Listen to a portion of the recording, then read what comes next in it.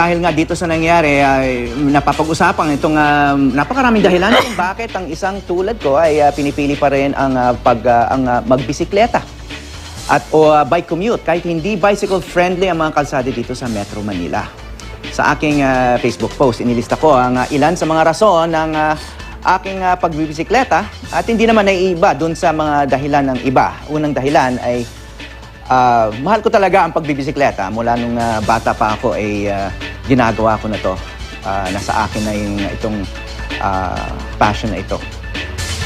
At syempre, sinasabi rin na iwas trapiko kasi yung pagbibisikleta. Tapos nakakatulong pa syempre sa kalikasan kasi hindi ka nag-i-emit ng maraming, yung kumbaga yung uso, katulad ng kapag gumagamit ka ng mga sasakyan. Nabanggit ni Erwin Paala, no, yung isang advocate na para sa marami, nagbabike commute sila. Dahil malaki natitipid nila sa transportasyon. That's true. That's true. Pero itong pagbibisikleta, itong hobby na ito ay hindi natin magagawa kung wala yung kooperasyon at disiplina ng iba pang mga gumagamit ng kalsada.